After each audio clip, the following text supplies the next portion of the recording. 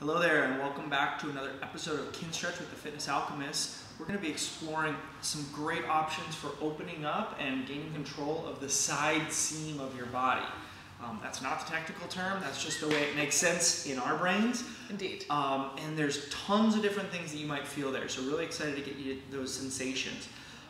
In terms of propping and space, you're going to want some floor space, maybe yoga mat size floor space. You're going to want probably a pillow or a block, both for your head and in a second for your knee. And then also, we're going to be working against a countertop. So you could maybe use a nice sturdy table, but I'm telling you, the countertop is ideal if you can move your way on over there. We'll do a few options from there. And then we also have some wall-based stuff that we have substitutes for, but if you happen to have some wall space near that countertop, that's what you're looking for. Okay, so to get started, you're going to start in a side lying position. We're going to get your hips and your shoulders warmed up here. So find any old comfortable side lying shape, brace your upper body, and then we're going to just start with 1 minute tick-tocking that hip car, knee to chest to start, and then reach your shin to the ceiling. Start to rotate your thigh to reach your heel back. And don't worry about doing the world's best hip car on this first one. We're just getting that joint warmed up. When your knees touch, squeeze them together tight, and then start going in the opposite direction. And keep moving. So when we're working with this medium level of tension, we're just getting warm, the most important thing that you can start to tune into is making sure that the movement is actually happening at your hip and not through your lower back or through your pelvis. So if you start to feel your pelvis move, just note that and try to tone down the shape of your hip car to not involve your pelvis, so that by the end of this minute, you are very confident that you're only moving that hip joint. And that will represent a huge upgrade for how your brain sees your hip. Last 20 seconds, moving at your 1 mile per hour pace, finding contractions, finding stretches. Good. And as you finish up on your final car, I want to really encourage you to reach that knee towards the floor as you sweep back. And then also reach it towards the floor as you cross your midline in front of you. So you're trying to get those inner thigh tissues to kind of turn on, okay? And then we'll just flip over and do the other side. So sore. Yeah. Been doing a bit of filming here, so Hannah's feeling it. Okay. So switching over to the other side, brace your body. Make sure you feel solid in your upper body brace strategy, and then start to move, driving your knee to your chest, reaching your shin to the ceiling, trying to reach those knees apart, turn on the side of your hip, let that smoothly become a contraction on the back of your hip, and then explore that contraction on the inside, in the inseam of your leg. When your knees touch, squeeze them together, and go in reverse. Good. Very nice. And as you really tune into your hip, make sure you're still spending a little mental bandwidth on keeping the rest of your body still. Okay, so keep those arms active. Keep breathing, but breathe around a braced midsection. And just keep in mind, the more braced you can be, the more freedom of motion you'll find in that hip joint. Good. Final 20 seconds. See if you can't encourage a little more inner thigh contraction by reaching your knee towards the floor as you go behind you or in front of you. Just trying to feel how those inner thigh tissues play along in this movement. And finish up the rep that you are on. Awesome. Okay, now go ahead, come back onto your first side. We're going to move up the chain to the shoulder. Like the smallest hip cars I've ever done. They look pretty good to me. Yeah, okay. Now from here, you're going to straighten out your bottom leg-ish, doesn't need to be exact, and then bring your top knee to the floor and scooch it on up towards your chest. Doesn't have to be maximum, but it does need to connect to the floor, and it needs to be higher than your hip crease. Okay, that's pretty important to help lock down your lower back.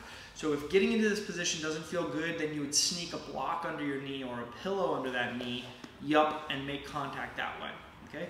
Then once you're there, Go ahead and relax, open your chest towards the ceiling, adjusting your head so that you're trying to turn your sternum without letting your belly button really turn because it's locked in place with that top knee. And then from here, we're going to work through a shoulder car on the top arm. So reach that straight arm right out in front of your chest, externally rotate as much as you can, and then try to hold on to that external rotation as you reach up across your ear. When you hit your sticky spot, start internally rotating, and really try to actively access a stretch on the front of your chest before continuing your rotation, finishing up your car. Okay, now just a note as you go in reverse, some of you might rotate enough here that your arm runs into the ground. If that's you, I would first ask that you recheck in on your top leg position. It sometimes happens where that top knee wants to slide away from you. So that arm that you see Hannah using on her top leg, that's a great option to make sure the knee doesn't move. But even in that case, your shoulder might be kind of mobile enough, flexible enough, that as you sweep up here and you start to rotate, you're going to hit the floor at some point. And when you do, that's the end of the car for today. And you're just going to pause and retrace your steps from there. Good. Just want to explore the range of motion that you have access to with just a little bit of spinal rotation. Good. Taking 20 more seconds to move smoothly. Really wringing out rotation at that shoulder joint and finding all or any stretches that are coming through your back or through your chest. Good. Go ahead and finish up the rep that you're on, wherever you might be. All right, then we'll get the same thing done on the other side. Feels really good. Yeah, I like that setup. Can be a little complex if shoulder cars are brand new for you, but a nice variation to just have a little different spinal shape. Good. Okay. And from here, pinning that top knee to the floor and nice and high up to your chest. If you want to reach with your free arm, your bottom arm, you can. And then turn your sternum towards the ceiling to find your maximum rotation in your upper back and rib cage. And then you're ready for your shoulder car. Brace and breathe. Reach that arm out in front of you and hold on to external rotation of the shoulder as long as you can as you sweep overhead. Ooh. Find a stretch through that side of your body and then begin rolling the arm into internal rotation. Reaching back behind you to find an active chest stretch. Really different on this side. Yeah, so much variation from shoulder to shoulder, but also in your spine. Which direction you can rotate more effectively will definitely impact this exercise in this shape. Good. Okay.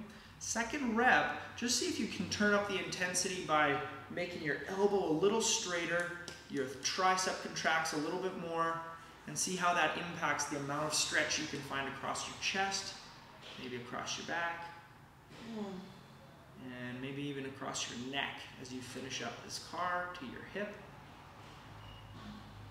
Good. Last 20 seconds.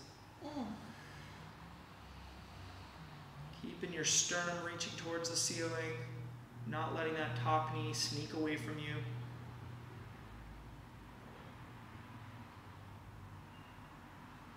And find your way to the end of your rep. Good, and relax. Okay, now we're going to move to the spine and kind of get that spine warmed up just a bit. So for this setup, there are a few options, but if you're near that countertop, I'd recommend starting there where you come up to standing. Hannah's going to use the wall here and kind of guesstimate a countertop height, but you would just put your hands or even your forearms on the top of that counter, and then you would sit your butt back, not like crazy, but just enough to maybe begin to feel a little bit of stretch down the side of your torso. Okay? And we're going to explore this stretching stuff quite a bit today, so you'll learn more about it. But let's say you're not finding a stretch there and or your counter isn't a good setup. You might try to the wall. So I'll just have Hannah show that. That might be maybe elbows to the wall, which might feel right for you and your shoulders, or maybe straight arms to the wall. And then again, reaching your butt back away from your fingertips so that you can open up a stretch down that side seam of your body. Okay? So that might be another setup. The other alternative would just be to reach your hands out on the floor reach your butt back, and then work from here. Whatever setup works for you, we're going to use that to articulate your spine, kind of like cat-cow. So Hannah's going to use, which one did you like best? Yeah. Okay, this one. And once you're there, feel that little bit of stretch. Make your hands or your forearms a bit heavier into the surface that you're working on. And then keep that heaviness as we start a cat-cow motion, curling your tailbone under. Let that motion happen through your lower back before moving up into your mid-back, up into your upper back. Good. And then even to your neck, pulling your chin to your chest. Okay? Then check in that your palms are still heavy or your forearms are still heavy, and start your tailbone moving the other way, trying to keep that chin pinned as long as you can as you move into spinal extension. Good. Okay? Once you get into the end range of extension, just hold there for a beat. Make sure your palms are still heavy. And just a note that part of the musculature we're working on here gets shortened when you're in spinal extension. So it's the muscle that attaches your armpit to your pelvis. As you start to curl into flexion, you have the opportunity to actually really feel a stretch of that tissue. So see if you can feel that more clearly on this round or this round. Yeah, it's happening. Feel how your abs contract against that resistance of stretching. Oh, man. Keep your palms heavy. Luxuriate your way through these sensations. There is no rush. It feels like a lot of work will be done quite soon with this one, so try to keep that hand pressure going.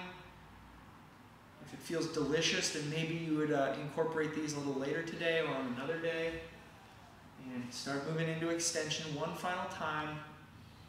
Feeling that contraction along the spine, but maybe also those muscles that connect your pelvis to your armpit, those lat muscles. Good. Once you open your chest up, you reach your chin up, you can relax and come off of there. Okay, very nice. It's like I actually have an upper back now. Beautiful. Okay, yeah, so that lat tissue can kind of tie up your upper back. So, you know, we work on the spine quite a bit, but of course there's layers of tissue on top of that, and the lat can sometimes be a limiting factor there. So this will get some focus today. All right, so the last thing that we wanted to warm up is just a motion that we're going to be really working hard on, which is spinal lateral flexion. So I'm just going to have you stay standing and walk your feet out wide into a nice wide straddle stance. All right? This is going to vary quite a bit from person to person. Hannah has pretty good flexibility here, so she can walk her feet pretty wide. But I just want you to find the width that you can access and still be able to squeeze your butt. That's a good limiter on your movement and your hip position. And then once you're there, go ahead and place your hands right on your sternum and start pressing on your sternum. So you don't just feel arms turn on, but you maybe also feel your trunk turn on to resist that pressure. And then that's going to help you here. We're going to begin by laterally flexing your spine so your ear reaches over to your right shoulder. Find a neck stretch. And then your right armpit starts to dip down to that right hip. And as you do that, look for a stretch on the opening side, the opposite side, as soon as you can. And that's your target for this movement. You're not trying to just collapse to the side, but you're actually trying to lengthen the opening side of this rib cage. And then when you've maxed it out, start at the base of your spine and start growing that spine tall again, so that it feels like when you come upright, you're like a ½ an inch taller. On one side. On one side. Okay, let's do the other side. So ear drops to your left shoulder. Keep that pressure on your sternum. Then the armpit starts to shorten towards your hip. Then the ribs are starting to shorten on that left side. Your waist is starting to shorten, all in service of actively lengthening the opening side, the right side of your body. And then grow from the bottom up. Feel that spinal column gradually and segmentally right itself. Good. Okay, one more rep, and this time I want you to imagine that we have a volleyball on your right side, and you're going to try to round around that volleyball. So you're really making a nice curve. I like that. I want to add one more thing from the insider info. Love it. Ear to shoulder, yes. And then because we're trying to get segmentation, I actually am thinking armpit to waist. Ooh, nice. And then waist bends to the hip. just to try to give myself a few more crumbs along the trail. Yeah. So see how that feels for you this time. That's great. Okay, so begin this motion. Take your time. So like Hannah was saying, you can keep it segmentally focused. One chunk at a time. Your body would usually tend to try to just do this as one full motion of your spine, and that's not what we're after. Keep trying to feel that segmentation around the imaginary volleyball and see if that helps you get even more stretch through that opening side of your body. Good. And then with control, not all at once, start to curl away from that volleyball and bring your spine up tall. Good. Okay, last one. Brace ear to shoulder on this left side. Then armpit to ribs. And then ribs to waist. And then somehow waist to pelvis. See if you can find that segmentation. Good. Imagine you're rounding around the volleyball, any more rounding that you can find at your complete stop, and then start at the base of your spine and build your way back up.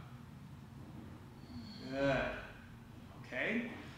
So that's pretty intense work. I'm hoping you move slowly and only in the ranges that felt safe, but I just want to communicate that that's one of the hardest things for our spine to do is tolerate side-to-side loading like this. So good thing you're doing it.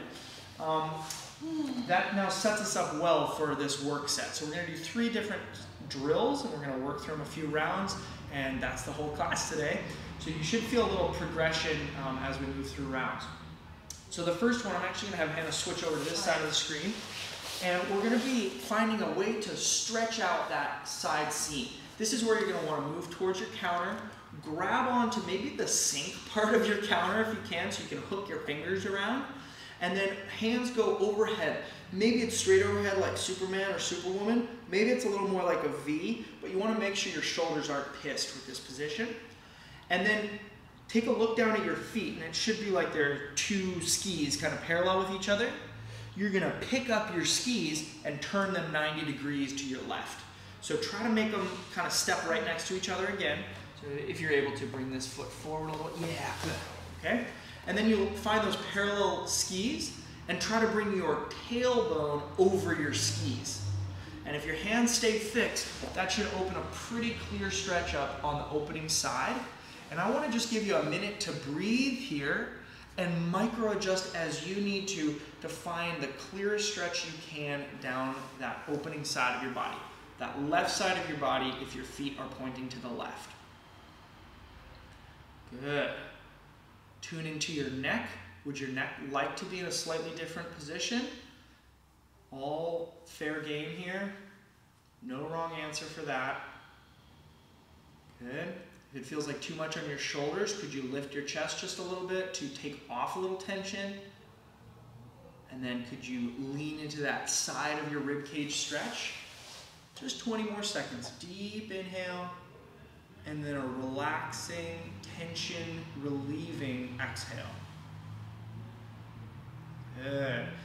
Always trying to work that tailbone a little bit more over the back of your skis to open up stretch from that side. Okay. Now just try to hold here, and we're going to just do a short PAILs contraction. So to start feeling the PAILs, you're going to keep that stretch as your target and start gently pulling with your left arm. That little bit of pull, you want to meet with a little bit of push from your right arm. So you're getting a pull with the left, a push with your right, and just take 15 seconds here to gradually ramp up that intensity of that pull and that push. 10 more seconds, and you're ramping it up just to wherever feels useful for you today. That might be 50%, might be 30%, might be higher than 50%. Wherever it is, you're going to hold for 3, 2, 1 before relaxing back into that stretch, and then gently making your way out of this position. Come upright just for a moment, catch a breath, shake it out. Feel lopsided? Yeah, maybe you're like feeling a little banana shaped right now. And then go ahead and turn those skis 180 degrees around so that now they're facing forward this way, and then grab onto your countertop here. So I like to set the feet first once you know the drill, because you set up to grab the the hands on the counter, and then you wind up the stretch by bringing your tailbone again over the back of your skis. Okay? And when you do that, it's a good point to recognize that, again, your lat tissue that we're stretching attaches to your pelvis. So if your pelvis can move, we're pulling that lat tissue into stretch. Yes, we are. Yes, that is happening. Once you're there, you're just camping out, micro-adjusting your head and neck, maybe your hand placement, maybe that tailbone placement. Just another 35 seconds of deep breathing, passively stretching this tissue that can be oh so tight. Yeah, good stuff. One minor note, there are some people who won't find a stretch here because they have so much spinal extension. So if that happens to be you, I want to have you curl your tailbone under a little bit and hunt for a stretch that way. Okay. And now wherever you're at here, you're going to brace your body to hold this shape and start a little PAILs contraction. Gently start pulling with your right hand and meet that pull with a push of your left hand so that your tailbone doesn't move, but we start to add tension in those stretching tissues down the right side of your ribs. Ramp this up over 15 seconds to a level that feels useful to you on this first round. 30%, maybe up to 50%, maybe flirting with a little more than that for 5, 4, 3, 2, melt it down but keep your body shape. And then once you're at 0% tension, go ahead and make your way out of that shape. Ooh. Yeah. Okay, very nice. Wowza. Okay, so take a moment to collect yourself. I'm curious, Hannah, are you feeling some like neck tightness or anything else going on around your body? I mean, finding the right position for my head definitely was a thing to play around with. Okay. You might have seen on the second side I was sort of resting my head on my arm, which felt really good because then it felt like my neck could relax. Mostly I'm just really floored by how different my sides feel. I get like a really kind of scrapey, tight stretch on the right side, whereas on the left side it's more in the shoulder. So just to note that like anything along this whole zone might be where you feel it, or you might feel echoes all the way along that, and what you decide to lean into is just your choice, right? Yeah, so I just want to encourage you to take note of whatever's coming up on this first round so that we can use that actionably on the next rounds. Okay, so then come out away from the counter a little bit, and we're going to do our next exercise, a little more active here. And you're going to start with your feet about maybe shoulder width apart. All right, okay. Just come this way, maybe a skosh. Yeah, a skosh. Okay, and you can change your foot position as we go because this is actually work again for your upper body. So just whatever feels solid. Hands on sternum again, and then find your end range lateral flexion. Let's go off to the right on this first one. So your ear drops, then your armpit drops. And again, make sure this feels very active through the closing side, such that you're increasing the length and the stretch on that opening side. Wowza. And then once feel a totally different stretch, FYI, on the opening side. Nice. Okay, so we're opening up some new sensations. Then once you're there, squeeze your butt, brace your abs, and solidify your lower body like it's encased in concrete. And don't let your spine come upright at all as you start to reach your hands up overhead as far as you can. This increases the demand on the opening side of the joint of your spine, and then bring your hands back to your sternum. Good. We're going to work this for 20 more seconds, smoothly lengthening your arms overhead, feeling how that increases the work on the opening side, but also maybe feeling some contraction down the closing side as you bring your hands back. So you might cramp a lat on the shortening side here. Woo! Yep. Here we go. 12 more seconds. Reaching, maintaining that shape. Maybe imagining a little volleyball that you're crunching around as you bring your hands back for 3, 2, 1, and smoothly bring your spine upright. Okay? Now just a note, that could be a little bit of a threatening position for you. So as we come back to this, I want to make sure you only laterally flex as far as feels strong, but not dump further than that. Okay, my hair emphasized the dump for you. It was like you called my cramp into being. It was like, bing! That. Okay. Okay, here we go on the other side. Legs are strong, butt is squeezed. Start to laterally flex off to the left. Again, imagining that volleyball can really help opening up a stretch on the opening side. Now when you feel like you're at end range lateral flexion, brace like crazy. Hold this spinal shape and start to straighten your arms up overhead, feeling how this increases the demand of the exercise. And then actively crunch that left side of your torso into more lateral flexion as you bring your hands back. Here we go, we're working for 20 seconds. No part of this should feel passive, like you're resting your spine into lateral flexion. If you're feeling that, you actually need to come up a little bit to find more active brace. Final reach. And then a big crunch around that imaginary volleyball as you bring your hands back. And then bring your spine upright. Awesome. Okay. Now, kind of a weird thing that happens when we train those sides of your rib cage so much is it has a major impact on how safe your brain feels about opening up inner thigh tissue. We were talking about this earlier, and I said, so the side seams are related to the inseam? Boom. Okay, so they're coming through with the puns. And we want to just capitalize on that a little bit. So for this one, you're going to face towards the countertop again and place your hands on the countertop so you feel very secure, and then start walking your feet out wide. All right? Now this is a little bit of a Claude Van Damme moment, if that lands for you, in the sense that you are finding a stretch in your inner thigh, but I want you to realize it's a very active position as well. So as you walk your feet out, feel free to pause and notice that you have pressure not just through your heels, but also through your forefoot, more towards the ball of your foot. Make sure your knees feel happy with this and you're not pissing that area off. And then maybe micro adjust your pelvis to find more stretch by curling your tailbone under or reaching your tailbone back, just scanning for where that stretch is most juicy for you. Good. And then you're just going to breathe here and see, can you let that tissue feel safe to open up more? Good. Okay. Now, if you are one of our hypermobile buddies, then you are not going to just try to dump as wide as you can with your feet, but you're really going to think active effort of pulling the floor together a little bit with as wide a feet as feels safe for you. That might be shoulder width or narrower, but you're still thinking of pulling the feet together. Just another 10 seconds here of breathing. Good.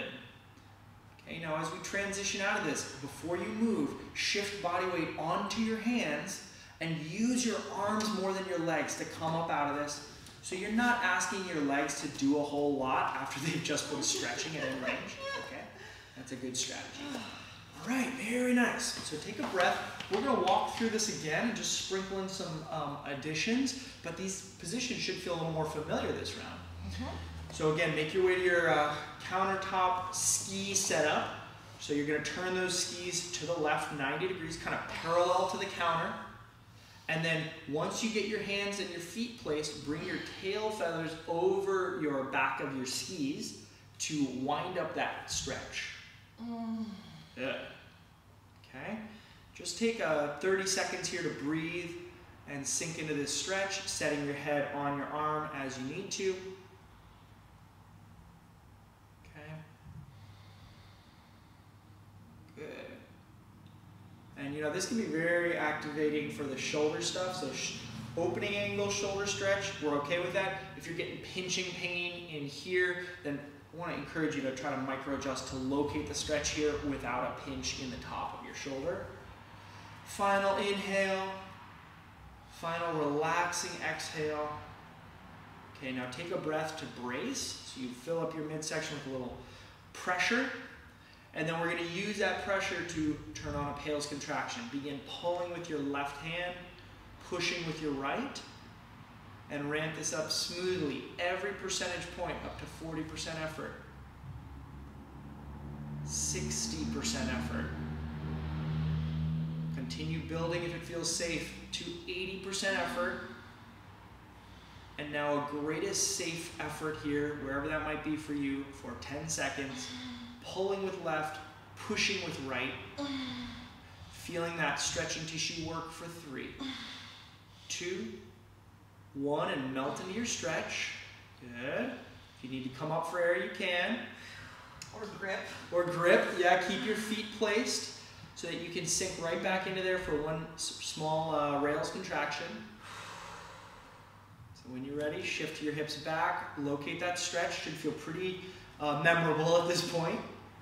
Okay, and now for our rails contraction, you're going to start by focusing on your right arm. Can you pull with your right arm such that your tail feathers get closer to your right hand? So you're arching that side harder. And then can you reach or even push with that left arm to open up more stretch? Find that contraction on your shortening side, on that right side for just 5 more seconds. Really actively contracting. And relax, melt down, and make your way upright. Yeah. So grips take up quite a bit, it sounds like, on that second round. Yeah, I think that was the part that felt like it needed a reset for me anyway. Yeah, good stuff. I know we were talking about the psoas being emotional, but I feel like this one is also very like... Ooh, yeah. Not so much emotional in the moment, but afterwards I feel sort of emotionally taxed. Yeah. So just filling you in, we were talking about hip flexor class. Emotionality on a previous class. We'll see it soon. But yeah, it's so like, I think the tendency to separate what your body is feeling and what you're emotionally feeling is like not necessarily makes any sense. It's like so tied together in the way that our body holds those emotional experiences. So give yourselves wide berth to rest and recover from those. It can be kind of intense. How you feeling? Ready to keep going? Yep. Cool. All right, so for this lat stretch on the other side, hands on counter, and then turn your skis to the right to parallel to the counter. And then as you sink your butt back, start bringing your tail feathers over the back of the skis. Again, hunt for that stretch. All right? And here's just a good reminder that when we say hunt for the stretch, I don't mean like somewhere along that expands from your pelvis to your armpit or even your arm. Try to get specific. Is there any spots that you don't feel stretched that you could bow into a little bit more? Just micro adjust your body. Any little micro adjustments you can make through your pelvis to highlight that stretch more clearly for your brain. All right, now settling into whatever shape you have found for the stretch, brace your midsection. Begin your PAILs by pulling with that right arm, pushing with the left arm, and see if you can add contraction to the stretching side of your body, building up smoothly with control past that 50% mark, going up to 70%. Keep breathing, but keep building intensity to your greatest safe effort, and hold that effort 10 seconds. Telling that opening side of your body you want it to be strong. And relax. Good. If your grippers need a break, you can come upright, but keep those skis planted so you don't lose your position. And then sink back into your stretch whenever you're ready.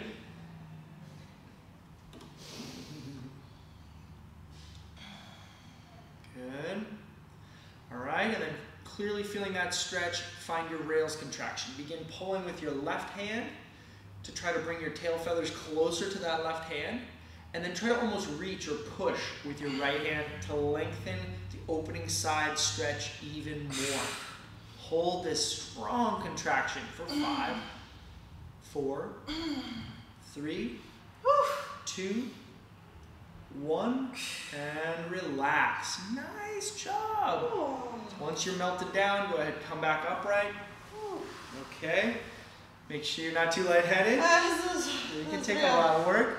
Okay, and then we're gonna make our way again into that side bend press setup. So feet like shoulder width or maybe a little bit wider. Now, this time you're invited to add a little bit of intensity. If this is the first time you're taking the class and this is sort of like, I'm not sure I'm feeling about this, probably just keep body weight. But if you're coming back for another dose, is that the right term? Yeah. Yeah, another dose of some lat love, you might grab something light. I'm thinking You know, water bottle, probably filled with water, so it has a little heft to it. Maybe a couple soup cans, just a little something to progress this exercise for you.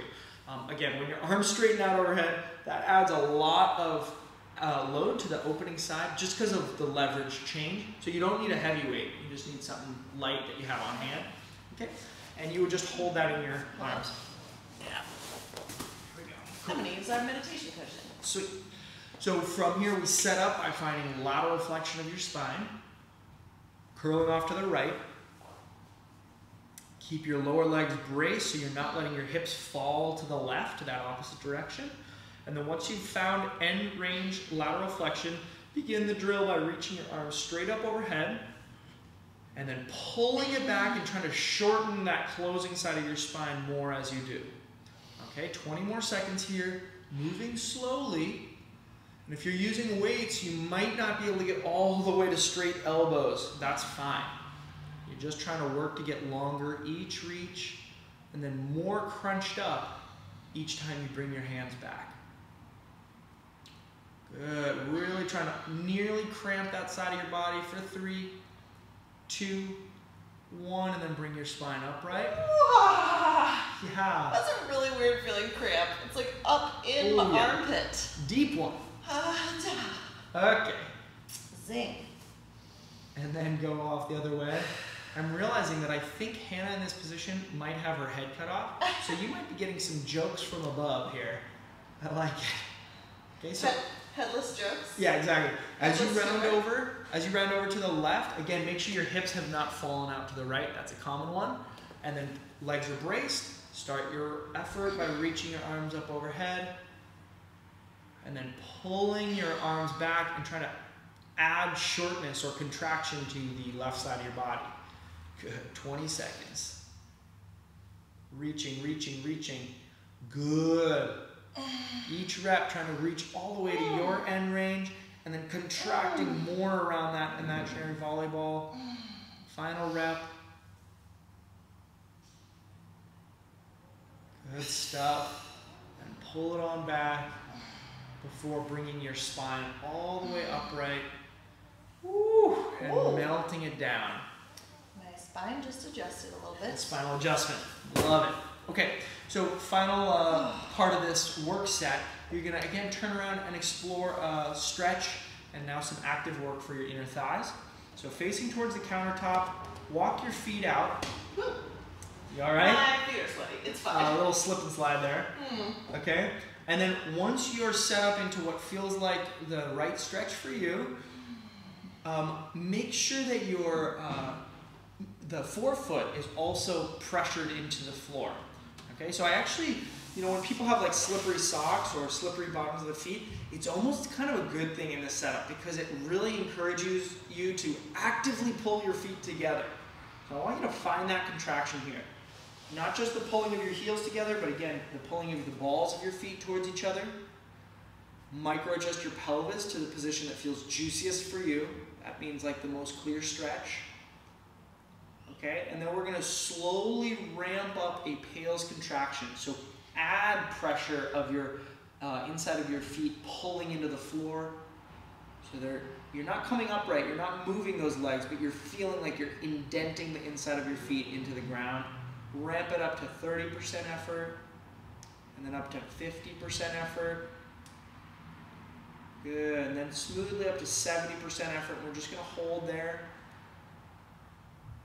Good, and this is a big one for your abs. Good, very nice. And then slowly relax. And as you relax, if it feels safe to walk your feet a little wider and you want to explore, go for it. Good, and then we just breathe here for a moment. Take a few calming breaths. Try to talk your nervous system down in terms of reminding it that this is a safe position. You just express some strength here. One more breath.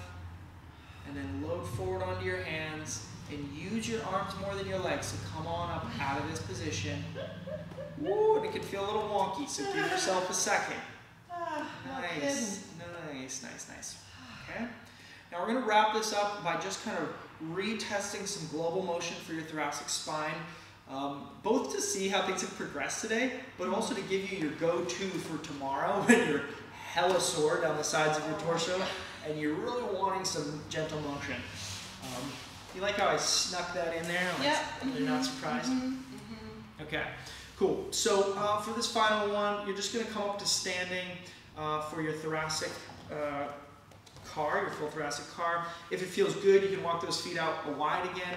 It doesn't need to be a totally end range, should feel pretty strong. Because this is now going to be part of your bracing strategy. Pull your feet into the floor. Squeeze your butt tight, curl your tailbone under. Brace your upper body, either hands on shoulders, hands on sternum, whatever works. Okay? And then imagine we've filled up the room with concrete right to the base of your rib cage. So actually we're not going to move anything lower than your ribs. We're just going to work on thoracic motion. So begin rounding your spine forward into flexion, finding a stretch for your upper back, but really keeping your stomach area and the area below your rib cage still. When you feel like you've maxed that out, don't let your belly button turn, but rotate to the right with your shoulders. Let that smoothly begin to turn into that same lateral flexion that we worked so hard on today. And then let that smoothly transition into extension, where you're contracting your upper back and stretching your sternum. And then rotate to the left, keeping your belly button still. Let that rotation smoothly become a lateral flex to the left. Lengthening out that opening side. And then smoothly round forward into flexion. Take a moment here, hold this shape. Big breath into the stretching area that you can access. Strong breath out to try to round more into a question mark shape. And then one rep to the left. Rotate your shoulders, keeping your belly button square. Wring out that spinal motion as you move into lateral flexion. Smoothly let that transition into spinal extension. Stretching your sternum, contracting your upper back muscles between your scapula. And then a big twist off to the right from this extended shape. Let that twist take you into lateral flexion. Good. Imagine you're sort of between two panes of glass here, so you're really just laterally flexing to the right. And then smoothly you start to round forward into that pane of glass in front of you. Find that question mark shape in your upper back. And then as you relax, go ahead, come on upright. All right, and there we go. Oh my goodness. Tons of stuff going on there. So as you give this one a taste, let us know questions. Lots of various substitute setups that we can share with you. And many sensations to shop for that are not wrong. Yeah. So this is one where we're stretching a big line of the body. So you might feel very different sensations than I felt and described. And generally there aren't wrong answers, but it's useful to have that back and forth. So hit us up in the comments if you're like, should I be feeling a stretch up in my armpit? Should I be feeling a stretch all the way down at my sacrum? Potentially, yes. Yeah, and as you take those, or send us those comments, also leave notes for yourself, because those very same sensations will likely shift upon rewatching. And some of the juiciest insights that you could possibly have come from that kind of circling back. So, for sure. Excited to hear what you find, and we'll see you soon.